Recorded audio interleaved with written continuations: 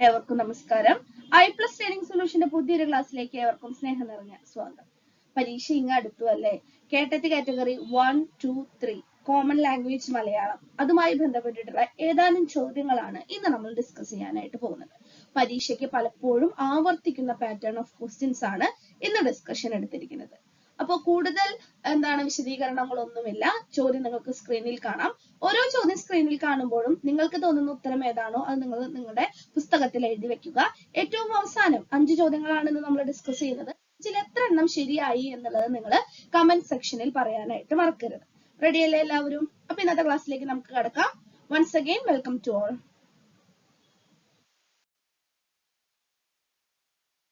ഇതിലേക്ക് കടക്കാം. ശരിയായ പദം തിരഞ്ഞെടുത്തെഴുതുക. പലപ്പോഴും പരീക്ഷയ്ക്ക് ചോദിക്കുന്ന ഒരു പാറ്റേൺ ഓഫ് ക്വസ്റ്റ്യൻസ് ആണ്. ഒരു 4 വാക്കുകൾ തരും. ചിലപ്പോൾ 4ഉം ഒന്നിനെ സൂചിപ്പിക്കുന്ന പദങ്ങളായിരിക്കാം പല രീതിയിൽ എഴുതിയത്. ചിലപ്പോൾ 4ഉം വ്യത്യസ്ത പദങ്ങളായിരിക്കാം. ഇവിടെ നോക്കൂ, ആരോഗ്യ ശരീരം, അരോഗ്യ ശരീരം, അരോഗ ശരീരം, അരോഗ ശരീരം. എന്താണ്? രോഗങ്ങളില്ലാത്ത ശരീരം എന്നർത്ഥമുള്ള പദമാണ് നമുക്കിവിടെ കണ്ടെത്തേണ്ടത്. ആരോഗ്യ ശരീരം നമ്മൾ പൊതുവെ ഉപയോഗിക്കുന്ന പദമാണ് അല്ലെ? ആരോഗ്യ ശരീരം, അരോഗ ശരീരം, അരോഗ ശരീരം. ഇതിൽ ഓപ്ഷൻ ഡി അല്ല എന്നുള്ള കാര്യം നമുക്ക് കണ്ണും പൂട്ടി പറയാനായിട്ട് പറ്റും. ഏറ്റവും കൂടുതൽ ആൾക്കാർ തെറ്റിക്കുന്ന ഒരു ചോദ്യമാണ്. എല്ലാവരും ഓപ്ഷൻ എ ആണ് ആൻസർ എന്ന് മാർക്ക് ചെയ്യും. നിങ്ങളൊന്ന് ശ്രദ്ധിച്ചു നോക്കിയേ. രോഗമില്ലാത്ത ശരീരം, ഇല്ലാത്തത് എന്നുള്ള അർത്ഥത്തിലാണ് ആ എന്നുള്ള വാക്ക് നമ്മൾ മുമ്പില് പലപ്പോഴും, ആ എന്നുള്ള അക്ഷരം നമ്മൾ മുമ്പിൽ പലപ്പോഴും ചേർക്കുക. അങ്ങനെയാണെങ്കിൽ ഉത്തരം എന്തായിരിക്കും മക്കളെ? ഒന്ന് പറഞ്ഞ എല്ലാവരും. കേട്ടറ്റിന്റെ വിവിധ പരീക്ഷകളിലും കേരള PSC എക്സാമുകളിലൊക്കെ സ്ഥിരം റിപ്പീറ്റ് ചെയ്യുന്ന ഒരു ചോദ്യമാണിത്. ഏതാണ് ശരിയായിട്ടുള്ള ഉത്തരം? ഓപ്ഷൻ സി ആണ് ശരിയായിട്ടുള്ള ഉത്തരം. എന്താണ്? അരോഗ ശരീരമാണ്. രോഗമില്ലാത്ത ശരീരം എന്നുള്ള അർത്ഥത്തിലെ അരോഗ ശരീരം എന്നുള്ളതാണ് ശരിയായിട്ടുള്ള പദം. അതായത് ഏതാണ് ശരിയായിട്ടുള്ള ഉത്തരം? ഓപ്ഷൻ സി ആണ് ശരിയായിട്ടുള്ള ഉത്തരം. അരോഗ ശരീരം, അരോഗ ശരീരമാണ് ശരിയായിട്ടുള്ളത്. ക്ലിയർ അല്ലേ? ഇനി ഒരു ക്വസ്റ്റ്യൻ വന്നാൽ ആരും തെറ്റിക്കരുത്. ിലേക്ക് കടക്കാം. ചോദ്യം 2. തെറ്റില്ലാത്ത വാക്യം തിരഞ്ഞെടുത്തെഴുതുക.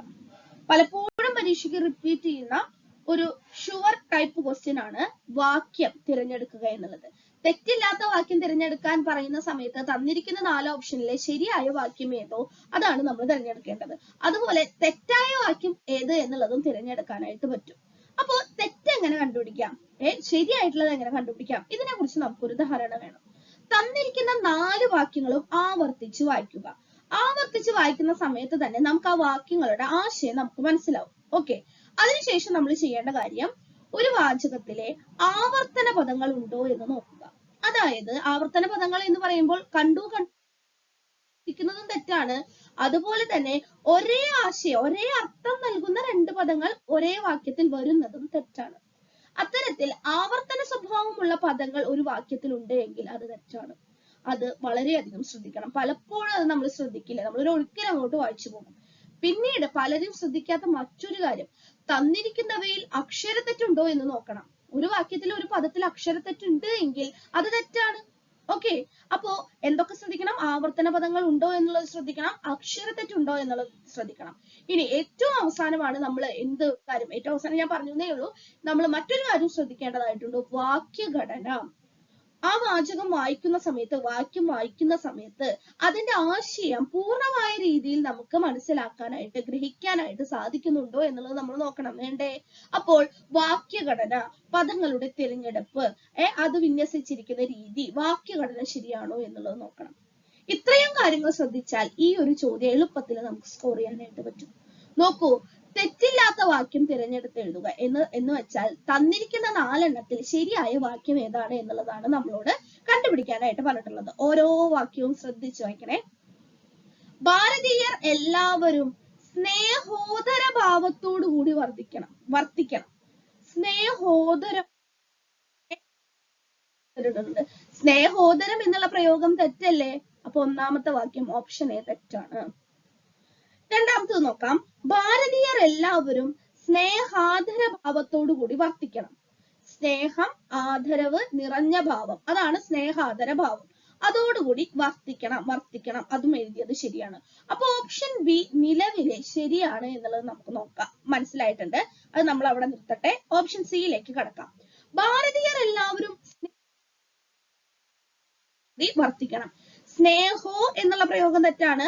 സ്നേഹോധാരഭാവം, അവിടെ ധ എന്നുള്ളത് എഴുതിയിരിക്കുന്നത് എന്താണ്? തെറ്റാണ്. അക്ഷര തെറ്റടക്കം ഉണ്ട് അതില്. അപ്പൊ ഓപ്ഷൻ സിയും തെറ്റാണ്.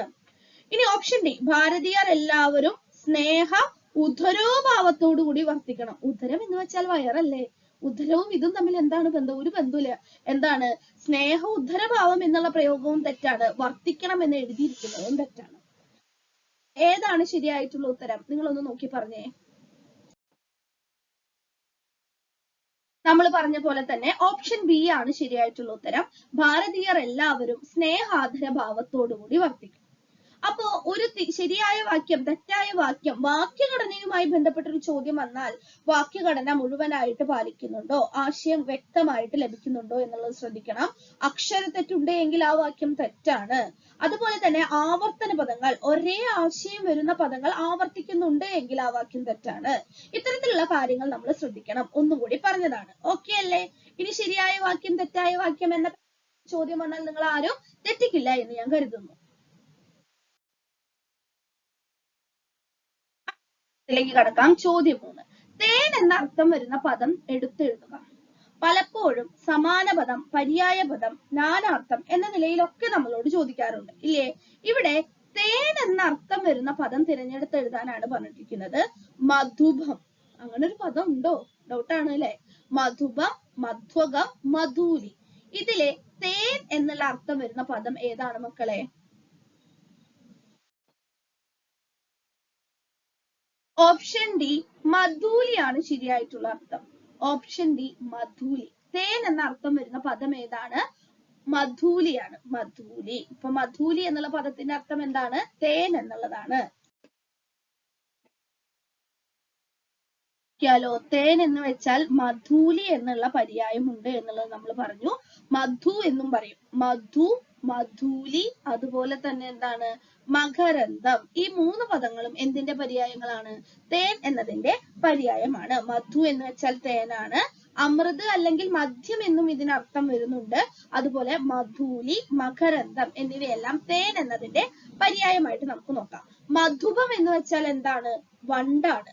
മധുപം എന്ന് വെച്ചാൽ എന്താണ്? വണ്ടാണ്. വണ്ട് എന്നുള്ളത് നിങ്ങൾ കണ്ടിട്ടുണ്ടല്ലോ. ഭ്രമരം, അളി, മധുപം, ഭൃംഗം എന്നൊക്കെ പറയുന്നത് എന്തിനെയാണ്? വണ്ടിനെയാണ്.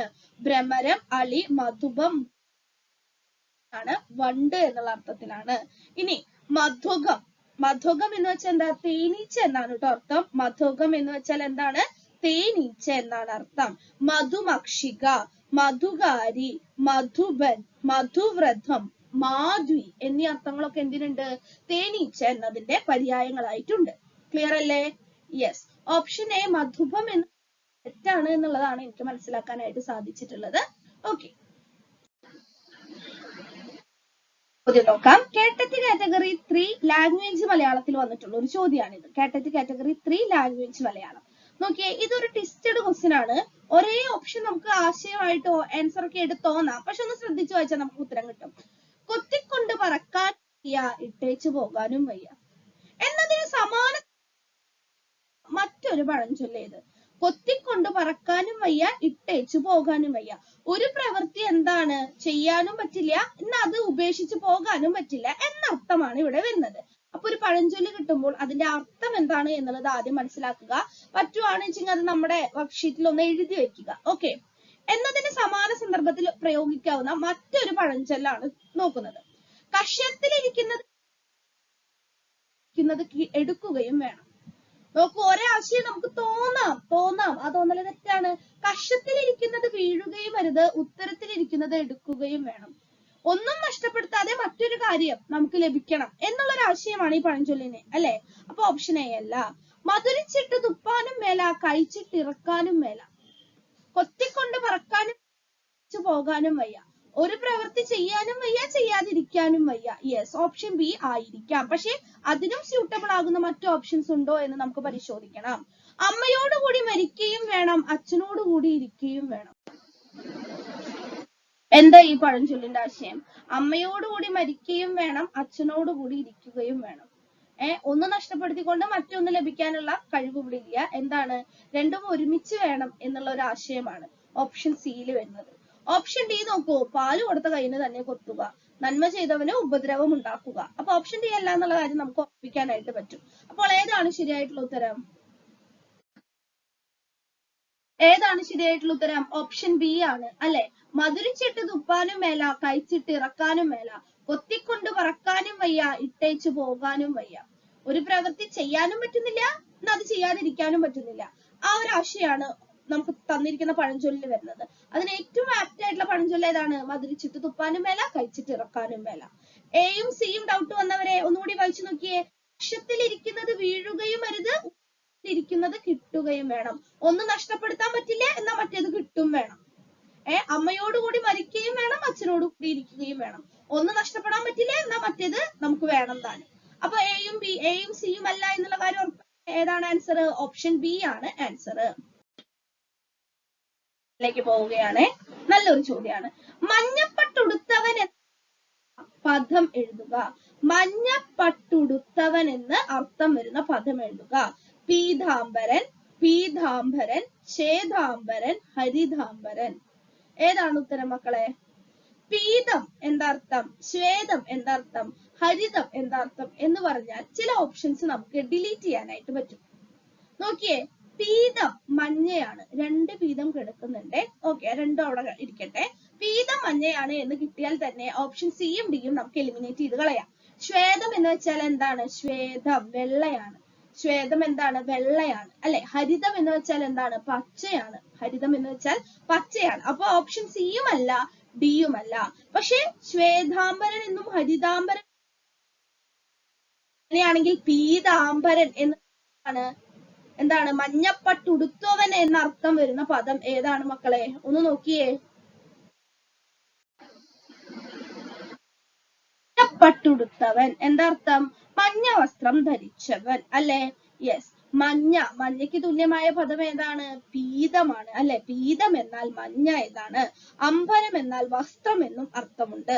അപ്പൊ മഞ്ഞപ്പട്ട് അഥവാ മഞ്ഞ വസ്ത്രം ധരിക്കുന്നവൻ എന്നുള്ള അർത്ഥത്തിലാണ് ഏത് പേരുണ്ടാവുന്നത്? പീതാംബരൻ എന്നുള്ള പദം ഉണ്ടാവുന്നത്. അപ്പൊ ഏതാണ് ശരിയായിട്ടുള്ള പദം? ഓപ്ഷൻ ബി ആണ് ശരിയായിട്ടുള്ള പദം. ഇന്നത്തെ ക്ലാസ്സിൽ നമ്മൾ ഡിസ്കസ് ചെയ്തത്. ഈ 5 ചോദ്യവും നിങ്ങൾക്ക് യൂസ് ആയി എന്ന് കരുതുന്നു. എത്ര സ്കോർ കിട്ടി എന്നുള്ള കാര്യം കമന്റ് ചെയ്യാനായിട്ട് മറക്കരുത്. അപ്പൊ മലയാളം പരീക്ഷ, ലാംഗ്വേജ് മലയാളം എഴുതുന്ന സമയത്ത് എല്ലാവരും ശ്രദ്ധിക്കുക. നമുക്ക് എല്ലാവർക്കും മലയാള ഭാഷ അറിയാം, കൈകാര്യം ചെയ്യാനും എല്ലാം അറിയാം. ലളിതമായിട്ടുള്ള ചോദ്യങ്ങളാണ് പരീക്ഷയ്ക്ക് വരുന്നത്. ഓവറായിട്ട് ടെൻഷൻ അടിച്ച് തെറ്റിലേക്ക് പോകരുത്.